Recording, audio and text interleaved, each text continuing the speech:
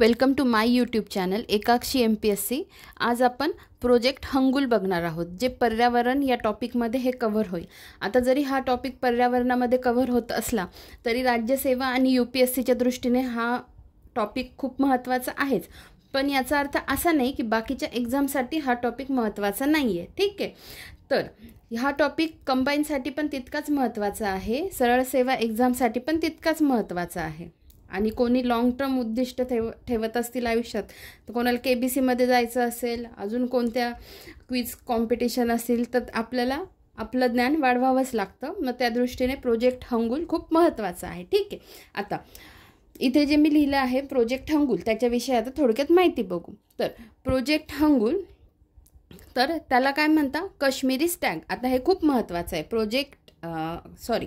हंगुल, हंगुल हा जो प्राणी आहे त्यालाच काय म्हणता, काश्मीरी स्टॅग म्हणता, काश्मीरी हिरण किंवा काश्मीरी हरिण। आता दुसरी गोष्ट काय आहे महत्त्वाची, हे स्टेट ॲनिमल आहे जम्मू आणि काश्मीरचं। फार फार महत्त्वाच्या गोष्टी आहेत ह्या सगळ्या। एक तर हंगुलला काय म्हणता, काश्मीरी स्टॅग म्हणता।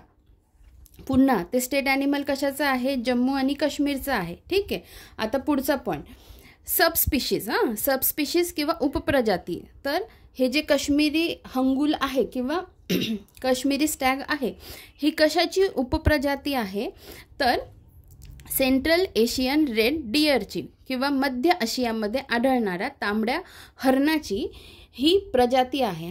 आता हे आपल्याला माहिती पाहिजे, एखादा मल्टिपल चॉईस क्वेश्चन असेल ना, त्याच्यात हे पॉईंट्स टाकले जातील जे आपल्याला माहिती पाहिजे। आता तुम्हाला मी काश्मीरी स्टॅगची इमेज दाखवते, हे बघा।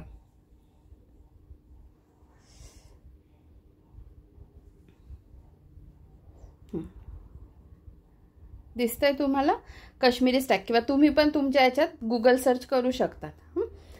हे काश्मीरी स्टॅग आहे। ठीक आहे, नीट बघून घ्या।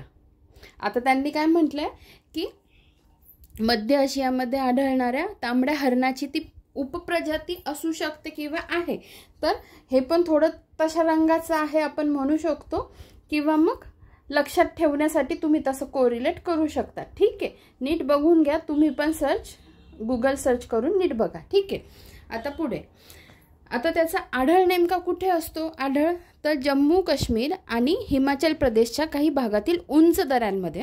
आता हे हाय लेवल अल्टिट्यूडला हे सापडतं, हे खूप महत्त्वाचं आहे। त्याच्यातही आता हा पॉईंट मी इथे कंटिन्यू केला आहे। तर जम्मू काश्मीर आणि हिमाचल प्रदेशच्या काही भागातील उंच दऱ्यांमध्ये, हिमाचल प्रदेशमध्ये पण कुठे, तर northern Chamba in Himachal Pradesh, Chamba district आहे हिमाचल प्रदेशमध्ये। आता चंबा डिस्ट्रिक्ट कुठे आहे हे पण आपल्याला त्याच्यावरून कळतं। तर हिमाचल प्रदेशमध्ये चंबा डिस्ट्रिक्ट आहे, त्याच्या नॉर्दर्न पार्टमध्ये हे हंगुल आढळतं। त्याच्यानंतर सध्या कुठे आढळतं, तर बहुतेक संख्या दाचिगम नॅशनल पार्कमध्ये आहे। जास्तीत जास्त संख्या कुठे आहे त्याची, दाचिगम नॅशनल पार्कमध्ये आहे। आता दाचिगम नॅशनल पार्क हे जम्मू काश्मीरमध्ये आहे, हे कसं लक्षात ठेवायचं, तर मी एकदा असंच यूट्यूबवर व्हिडिओ बघत होती, तर त्याच्यात एका सरांनी सांगितलं होतं की असं लक्षात ठेवायचं की जम्मू काश्मीरमध्ये नेहमी गोळीबार होत असतो। म्हणजे काय होतं, डिचक्याव होत असतं, बरोबर। आपण लहानपणी बंदूक चोर पोलीस खेळतो किंवा काय, आपण डिचक्याव करतो, आपल्या तोंडाने आपण म्हणत असतो, किंवा घर खेळतो तेव्हा पण आपण आपल्याच तोंडाने घंटी वाजवतो, टिंग टॉंग म्हणून। तसं लक्षात ठेवायचं की दाचिगम नॅशनल पार्क कसं लक्षात ठेवायचं, दाचिगमवरून डिचक्याव कुठे होतं, जास्त गोळीबार कुठे होतो, तर जम्मू काश्मीरमध्ये होतो। म्हणून दाचिगम नॅशनल पार्क कुठे आहे, तर जम्मू काश्मीरमध्ये आहे, हे लक्षात ठेवायचं। ठीक आहे, आता संख्या कमी होण्याची कारणं, आता अर्थात प्रोजेक्ट हंगुल हा तयार झाला आहे, अर्थात ती स्पीशीज आपल्याला वाढवायची आहे, सर्व्हाइव्ह करायची, बरोबर। त्याच्यासाठीच प्रोजेक्ट हंगुल तयार झाला असेल।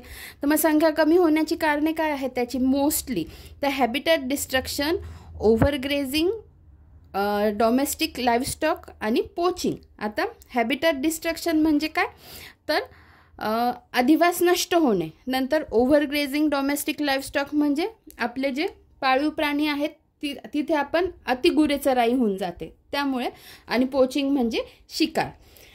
त्याच्यानंतर अतिमहत्त्वाची गोष्ट, तर इथे IUCN स्टेटस काय आहे, IUCN international union for conservation of nature हे काही स्टेटस देतं की क्रिटिकली एंडेंजर्ड कोण आहे, एंडेंजर्ड कोण आहे, किंवा किंवा काहींना काही धोका नाही आहे. तर अशा काही 9 कॅटेगरी ते अशा डिव्हाइड करतं. त्याचा पण व्हिडिओ मी घेऊन येईल.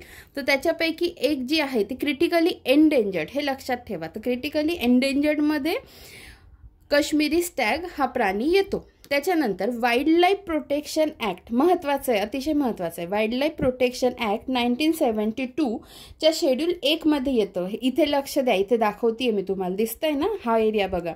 वाईल्ड लाईफ प्रोटेक्शन ॲक्ट 1972च्या शेड्यूल 1मध्ये याचा समावेश करण्यात आलेला आहे. आता शेड्यूल 1 काय असतं की ज्यांना खरंच खूप धोक्यात आहेत आणि मग आपण त्यांना प्रिझर्व करण्यासाठी खूप कायदे लावतो किंवा त्याची शिकार झालीच तर त्याच्यासाठी खूप हायर पेनाल्टी किंवा शिक्षा ज्यांच्यासाठी असतात ते सगळे प्राणी याच्यात असतात. तर wildlife protection act 1972 schedule 1मध्ये काश्मीरी स्टॅगचा समावेश केलेला आहे. त्याच्यानंतर शेवटचा आणि महत्त्वाचा पॉईंट, तर हा इथला project hangul was started in the 1970s with the collaboration of the Jammu Kashmir government, the world wildlife fund and the international union for conservation of nature.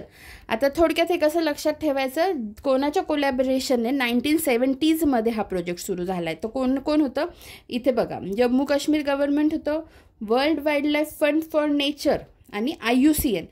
आता इथे थोडी जागा होती म्हणून मी त्यांचे स्थापना वर्ष पण लिहून दिले. WWF म्हणजे world wildlife fund for नेचरची स्थापना कधी झाली आहे, 1961. नंतर IUCNची 5 ऑक्टोबर 1948ला स्थापना झालेली आहे.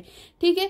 तर अशा पद्धतीने मी कमी वेळेत जास्त माहिती एकत्र करण्याचा प्रयत्न केला आहे. मी अशी आशा करते की तुम्हाला समजलं असेल. धन्यवाद.